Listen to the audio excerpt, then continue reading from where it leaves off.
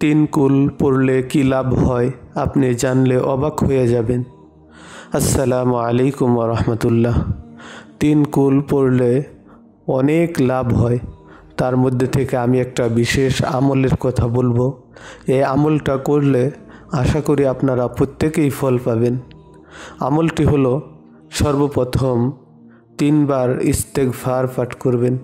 আস্তাগফিরুল্লাহ, আস্তাগফিরুল্লাহ, আস্তাগফিরুল্লাহ, এবং 3 বার যে কোনো দরুদ শরীফ পাঠ করে নেবেন। তবে দরুদে ইব্রাহিম হইলে সবচাইতে ভালো হয়।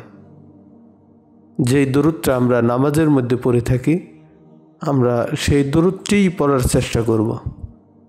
তাছাড়াও এই ইস্তেগফার এবং দরুদের আমলটি সময় অনুপাতে কম বেশি করা যাইতে পারে।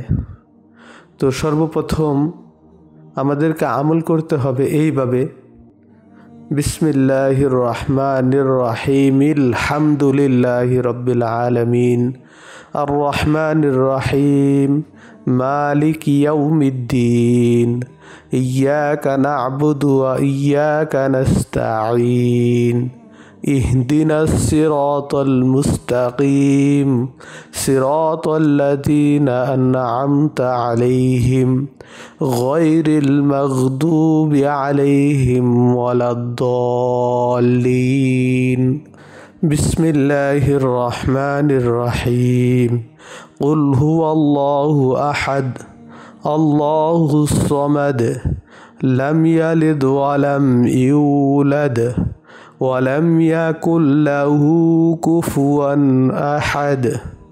বিসমিল্লাহির রহমানির রহিম।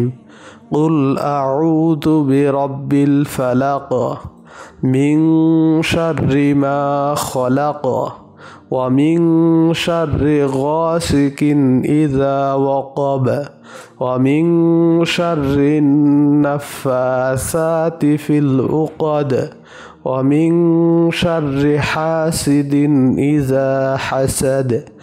বিসমিল্লাহির রহমানির রহিম। কুল আউযু বিরাব্বিন নাস, মালিকিন নাস, ইলাহিন নাস, মিন শাররিল ওয়াসওয়াসিল খান্নাস, আল্লাযী ইউওয়াসউিসু ফি সুদুরিন নাস, মিনাল জিন্নাতি ওয়ান নাস। এভাবে আমরা এই 3 কুল এবং সূরা ফাতিহা পড়া শেষ করে এরকমভাবে একটি সুতার মধ্যে ফু দিয়া সুতাটি গিরু দেব। এভাবে 7 বার পাঠ করে 7টি গিরা দেয়া যদি আমরা এই সুতাটা কোনো জ্বরে আক্রান্ত ব্যক্তির শরীরে লটকাইয়া দেই, তার গলায় পরাইয়া দেই, তাহলে অবশ্যই সে জ্বর আক্রান্ত থেকে মুক্তি লাভ করবে।